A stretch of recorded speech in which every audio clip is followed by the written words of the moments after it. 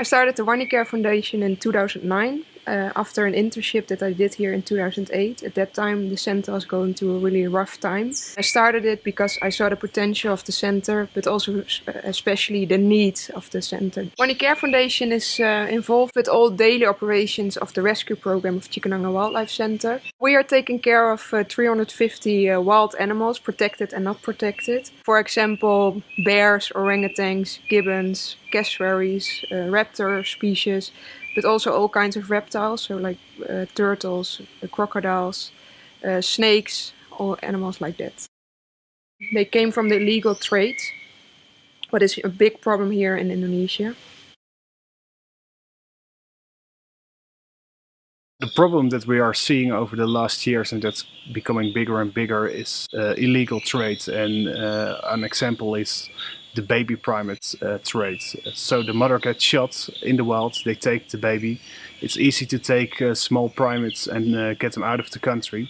And that's normally done by local poachers who make some money of it. But actually the large international criminal organizations are the ones that are making real money of it.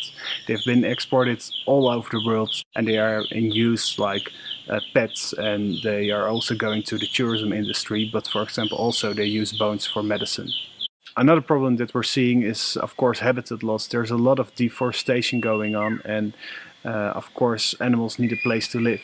We see with, for example, gibbons and leopards that a lot of animals are just not finding enough food in their habitat, and they are searching for food in villages. So human-animal conflicts are increasing. After the confiscation of an animal, it arrives here in Cikananga, and the first thing we do is giving it medical care. Most of the time they are neglected, wounded, they have bullets in their bodies, are very weak, so they need first the medical care. And we make sure that they have no diseases, so we test them on diseases. After that, we bring them to the rehabilitation enclosures. Here the real rehabilitation starts, with the purpose, of course, that we release them in the end back to the wild. We work here with a team of foreign volunteers, but also internship students and the local people. So we have a vet, a security, cleaning lady, managers, and animal keepers. I work here since 2001 and maybe now about 16 years. And my activity first prepare the food and then cleaning the cage and also checking the animal. It was good or bad condition. Sometimes I help at clinic and then also moving the animal from from quarantine to other place. An example of animals that we have here are Femi and Rosie, our baby orangutans. They were both confiscated. Femi was found in a bus station in Jakarta. She was found in a post package. The people on the bus station really saw the package moving, and that's how they discovered Femi. Happily, they could trace back the address and in that way the trader. And at the trader in Sumatra, they found 4 other baby orangutans. So after the confiscation, they came here. So we are taking care of them now. Every day we go outside with them to let them play in the forest, and here they learn how to climb the trees and which plants they can eat and everything.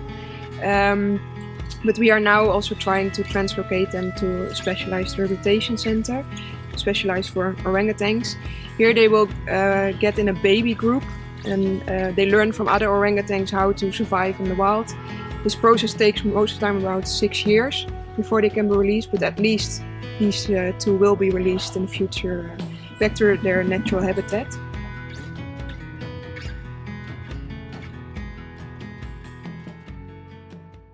Unfortunately, we also have animals that cannot be released, like Black and James here.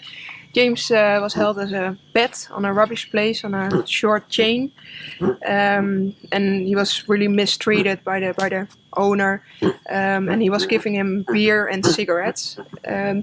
Mentally, also James is totally crazy. I can say, it's sad to say, but it's really true. So he is one of the monkeys that we cannot release.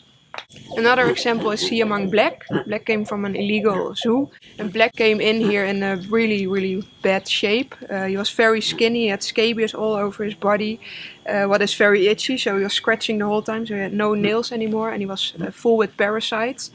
Also, unfortunately, what you see quite a lot with primates and other animals actually as well. His canines are cut as well, so this means we cannot release him back to the wild. Although, for example, James and Black cannot be released back to the wild, we give them a lifetime care, so that means they will stay here the rest of their lives. And we try to do in the best possible way. So this means good enclosures, everyday enrichment to keep them busy, good food, but also if possible a company, so a friend where they can play with.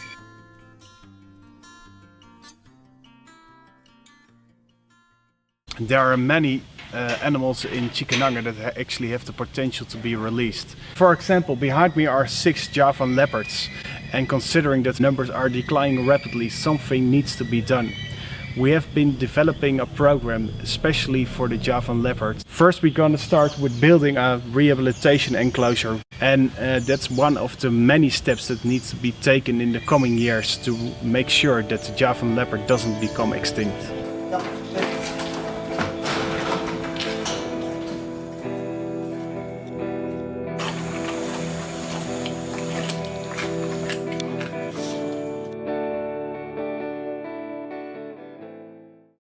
There are many things that we are really proud of. Since 2009, the Wanicare Foundation has made a real big difference here in Cikananga. There has been a major difference in animal welfare over the last years. For example, we have been building a lot of new, better and more spacious enclosures, but also we have made strong progress with our day-to-day care. We do that with our local staff. They are very loyal, and also many volunteers that have been coming here. They make a real difference in achieving our goals. We've rescued many animals in recent years. We have now 350 animals here in Cikananga, and we give them the best care, and we also prepare for releases. Something that we have done in the past and we were really willing to do in the future. Another thing that we are really proud of are the release programs that we developed in recent years. One example is the raptor release program. All the eagles that come in from illegal trade are part of this program. Step by step we're gonna try to rehabilitate them, and they go to bigger enclosures. We keep a close eye on them to make sure that they maybe can fly out someday.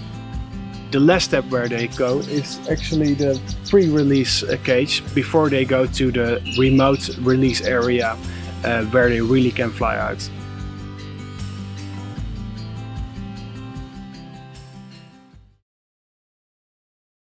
We can only do the work with your help. For example, you can be a volunteer or you can do an internship here in Cikananga. Also, we receive schools here for a multi-day program. Next to that, we are in need of medical supplies, and also we can use enrichment materials. We have this listed on our website. Wanicare runs only on donations, and we can do so much work for the animals that are in need of help, that have become victim of illegal trade or deforestation. If you believe that you can make a difference by helping us and you believe in our work, please contact us or donate right away.